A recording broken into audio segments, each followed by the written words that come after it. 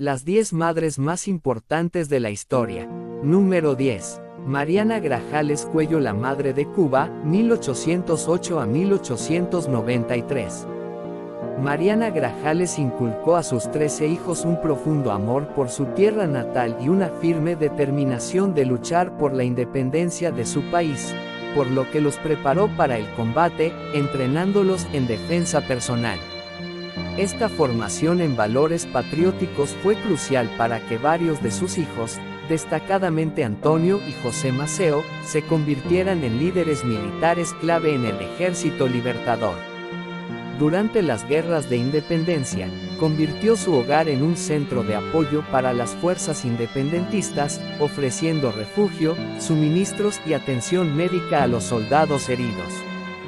También participó activamente en el conflicto, a menudo acudiendo a los campos de batalla para socorrer a los damnificados. Mariana sufrió la pérdida de varios de sus hijos en combate, pero su determinación nunca flaqueó.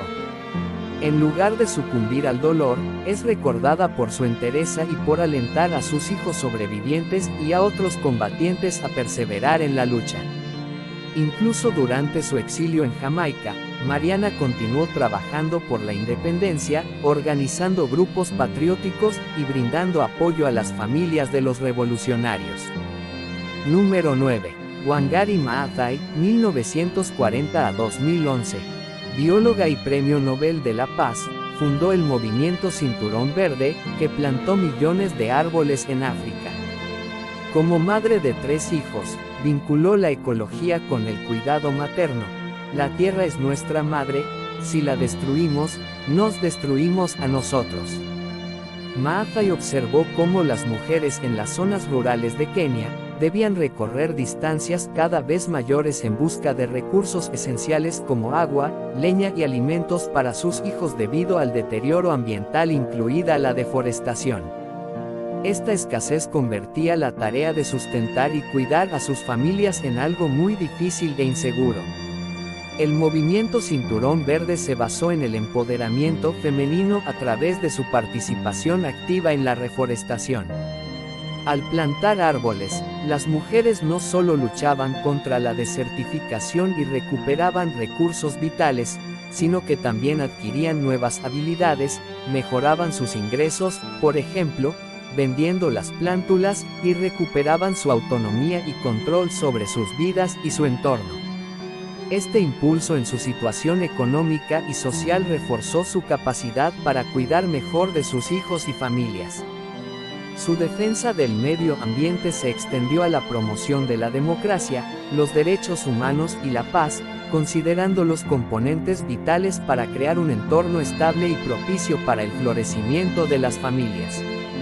Para 2020, el movimiento Cinturón Verde declaró que se habían plantado 51 millones de árboles. A la fecha se han beneficiado más de 30.000 mujeres. Número 8. Emperatriz María Teresa I de Austria, reinó de 1740 a 1780. Gobernante que encarna el espíritu de una madre para su pueblo en cuanto a sus esfuerzos por la niñez y las madres. En 1774, introdujo la educación primaria gratuita y obligatoria para todos los niños de entre 6 y 12 años, independientemente de su origen social o económico. Esta reforma fue pionera en Europa y buscaba erradicar el analfabetismo y proporcionar a todos los niños, incluyendo a los más pobres, las herramientas básicas para un futuro mejor. Impulsó la creación y mejora de instituciones para huérfanos y niños abandonados, demostrando preocupación por los menores en situación de vulnerabilidad y ofreciéndoles un lugar de acogida y cuidado. Fomentó medidas de salud pública, como la inoculación contra la viruela, que contribuyeron a reducir la mortalidad infantil y a proteger la salud de las madres y sus hijos. Número 7. Ilse Eumann. Judith Eumann, 1947 a 2023, fue una activista estadounidense por los derechos de las personas con discapacidad. Tuvo polio a los 18 meses y usó silla de ruedas toda su vida. Su madre, Ilse Eumann, fue una inmigrante judía alemana que huyó del nazismo, y no estaba dispuesta a aceptar que su hija fuera marginada o excluida del sistema educativo o de la sociedad. Cuando Judith tenía 5 años, la escuela pública le negó el acceso por considerarla un riesgo de incendio. Su madre luchó incansablemente para que Judith pudiera asistir a clases, aunque inicialmente solo pudo hacerlo a través de una educación en casa. Más adelante, cuando Judith fue rechazada para ser maestra por su discapacidad, su madre la apoyó en una demanda histórica contra el sistema educativo de Nueva York. Ganaron. Judith se convirtió en la primera maestra usuaria de silla de ruedas en ese sistema. Judith, conocedora y empoderada de sus derechos gracias, entre otros, al apoyo de su mamá, lideró el movimiento por los derechos civiles de las personas con discapacidad en Estados Unidos. Fue una de las principales figuras detrás de la aprobación de leyes como la Ley de Educación para Todos los Niños con Discapacidades, 1975, y la Ley de Estadounidenses con Discapacidades, ADA, de 1990. Ilse Eumann fue la chispa que encendió la lucha de su hija desde la infancia. Sin su determinación de madre, Judith no habría tenido la oportunidad de cambiar la historia de millones. Número 6. Julia Ward Howe, 1819 a 1910. Nacida en Estados Unidos, madre de 6 hijos, casada con un abolicionista que le prohibía participar en actividades públicas y controló sus finanzas, lo que la llevó a escribir en secreto poemas donde expresaba su frustración, como Flores de Pasión en 1854. Tras enviudar en 1876, declaró en su diario: "Inicio hoy mi nueva vida, dedicándose plenamente al activismo". En 1870, tras presenciar los horrores de la Guerra Civil estadounidense, Howe redactó la Proclama del Día de las Madres, un manifiesto que instaba a las mujeres a promover la paz y el desarme. En este texto, argumentaba que las madres, como educadoras de valores humanos, debían liderar un movimiento global para evitar que sus hijos fueran enviados a la guerra, haciendo énfasis en que no debían criar a sus hijos solo para que fueran entrenados para herir y matar a los hijos de otras madres. Howe vinculó la maternidad con la educación y la autonomía femenina. En 1873, fundó la Asociación para el Avance de la Mujer, que promovía el acceso a la educación superior y la capacitación laboral para madres y mujeres en general. Además, como presidenta del Club de Mujeres de Nueva Inglaterra y editora del periódico Women's Journal, utilizó estos espacios para destacar cómo la educación materna era clave para el progreso social. En 1908, se convirtió en la primera mujer admitida en la Academia Estadounidense de las Artes y las Letras. Su propuesta inicial de un Día de las Madres anual no tuvo éxito inmediato, pero sentó las bases para que se lograra su institucionalización en 1914. Número 5. Trota de Salerno. Renombrada italiana de la Escuela Médica Salernitana en el siglo XII, emerge como una pionera fundamental en el ámbito de la salud femenina y la maternidad. Defendió que las complicaciones en el parto no eran un castigo divino, sino problemas médicos solucionables. Aunque la autoría exacta de la totalidad de los textos conocidos colectivamente como Trotula ha sido objeto de debate académico, Trota está firmemente asociada con al menos uno de ellos, De Curis Mulierum, sobre los tratamientos para las mujeres, y su reputación como médica y partera experta es innegable. Desde la perspectiva de la maternidad, las contribuciones de Trota incluyeron descripciones y consejos detallados para manejar partos difíciles, incluyendo presentaciones fetales anormales. Su conocimiento práctico buscaba facilitar un proceso de parto más seguro, ofreciendo técnicas y remedios para asistir a las mujeres en ese momento. Trota reconoció la importancia del periodo posterior al parto, brindando orientación sobre la recuperación de la madre y el manejo de posibles complicaciones. En una época de alta mortalidad infantil, escribió e impartió consejos sobre el cuidado de los recién nacidos. Abordó una amplia gama de problemas ginecológicos que podían afectar la capacidad de una mujer para concebir o llevar un embarazo a término, incluyendo trastornos menstruales e infertilidad. Notablemente, se distinguió al considerar la posibilidad de la infertilidad masculina, desafiando las creencias predominantes de la época que a menudo culpaban únicamente a la mujer. Sus tratamientos se basaban en gran medida en el uso de hierbas, ungüentos y otras terapias prácticas, reflejando un conocimiento profundo de la medicina basada en la experiencia. Rota fue madre del destacado doctor medieval Mateus Platearius, reconocido por sus escritos sobre plantas medicinales. Número 4. Irena Sendlerowa, 1910 a 2008, llamada también como Madre Simbólica del Holocausto. Fue una enfermera polaca que salvó a 2.500 niños judíos del gueto de Varsovia durante la invasión nazi a Polonia durante la Segunda Guerra Mundial, escondiéndolos en familias o conventos. Fue arrestada, torturada por la policía secreta nazi denominada como Gestapo y sentenciada a muerte, pero logró escapar y continuó su labor. Como madre de 3 hijos, puso en riesgo a su propia familia para salvar a otros, diciendo: "Cada niño salvado es mi justificación". En el corazón de la labor de Sendler estaba la interacción con las madres judías dentro del gueto. Estas mujeres enfrentaban la decisión de quedarse con sus hijos en medio de condiciones infrahumanas, y la certeza casi absoluta de la muerte, o entregarlos a Sendler y su red clandestina. Arriesgó su propia vida a diario para entrar y salir del gueto, utilizando diversas estrategias para sacar a los niños, escondidos en ambulancias, tranvías, cajas, sacos e incluso ataúdes falsos. Una vez fuera, les conseguía nuevas identidades, refugio en hogares polacos, orfanatos o conventos, y se aseguraba de su cuidado. Sendlerowa mantuvo meticulosos registros codificados con los nombres originales y las nuevas identidades de los niños, ocultándolos en frascos enterrados, con el deseo de preservar la historia y el origen de los niños, para un día devolverlos a sus familias de origen.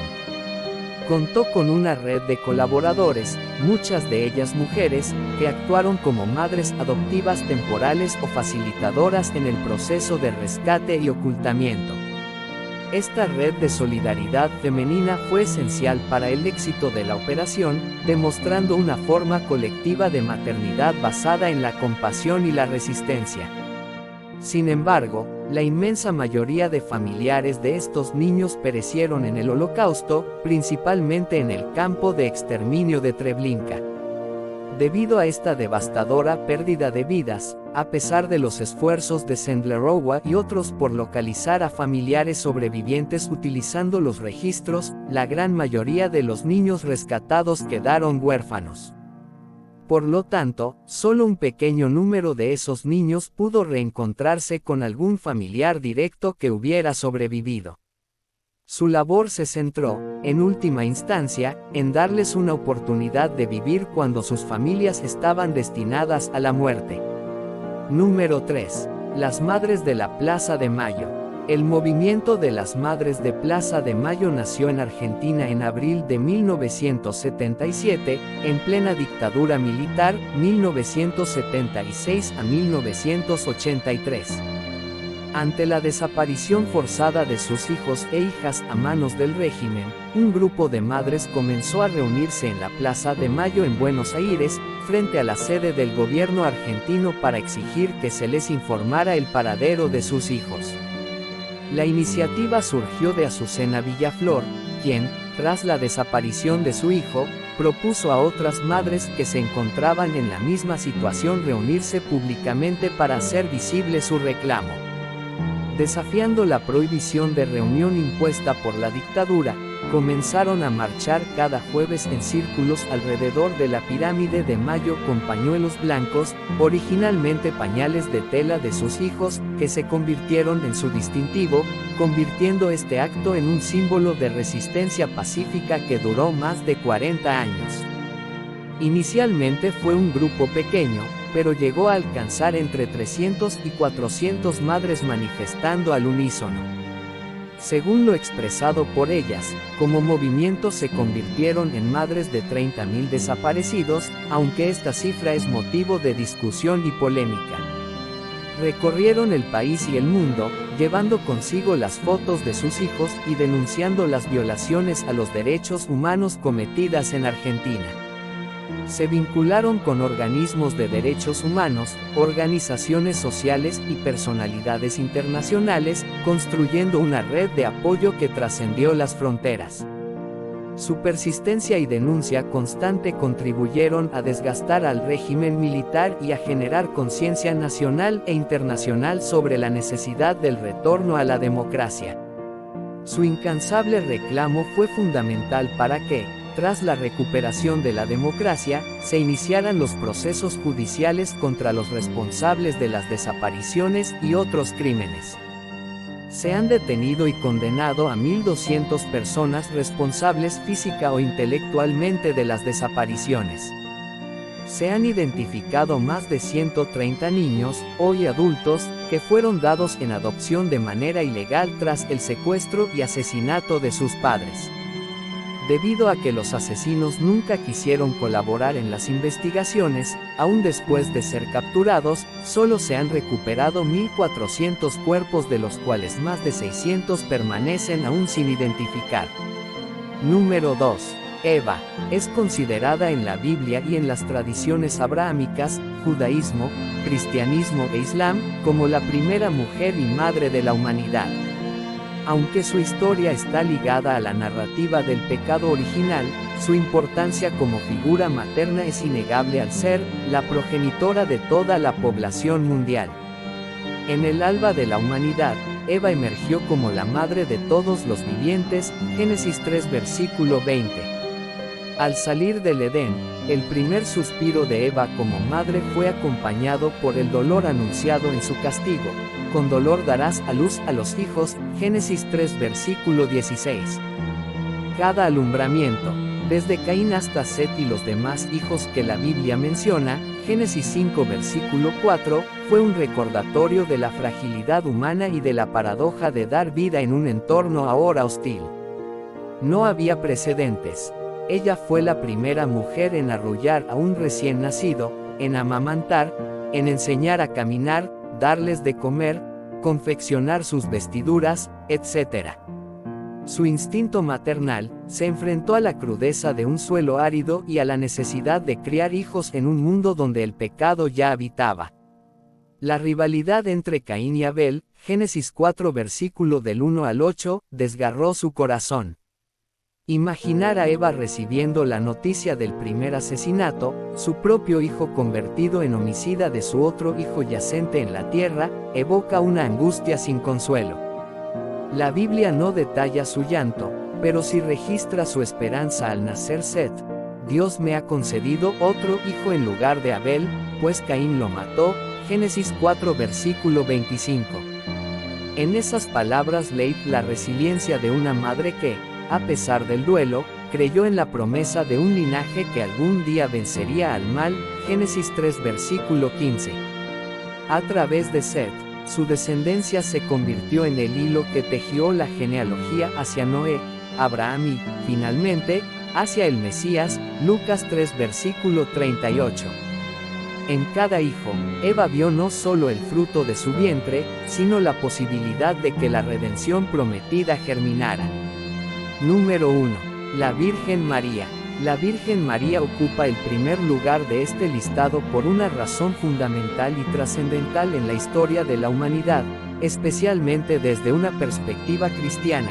Fue la madre de Jesucristo, considerado por miles de millones de personas como el Hijo de Dios y el Salvador del mundo. La elección de Dios de María para ser la madre de su Hijo la convierte en una figura materna de importancia capital y única en la historia, incluso es venerada en el Islam como Mariam. La maternidad de María también la convierte en un modelo de fe y obediencia.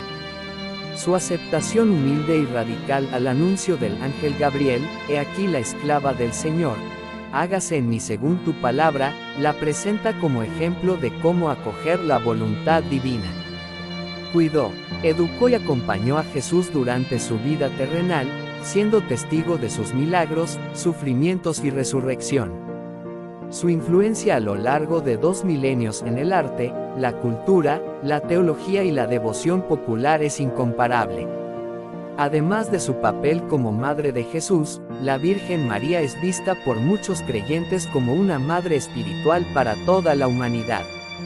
En el Calvario, Jesús confía su madre al discípulo amado y, a través de él, a toda la Iglesia. En el catolicismo, las apariciones marianas son las manifestaciones de la Virgen María ante una o más personas en un tiempo y lugar específicos. La Iglesia Católica ha aprobado oficialmente 28 de estas apariciones como de origen sobrenatural, mientras que muchas otras permanecen sin una aprobación formal. Esta visión de María como madre de los cristianos ha fomentado un sentimiento de cercanía y confianza hacia ella, considerándola intercesora, evangelizadora y protectora. Cada una de las madres de este listado han cambiado la historia por medio de su entrega, valentía y dedicación. No olvides darnos un me gusta, suscribirte a nuestro canal y compartir este video con las madres que aprecies de corazón. Será hasta la próxima.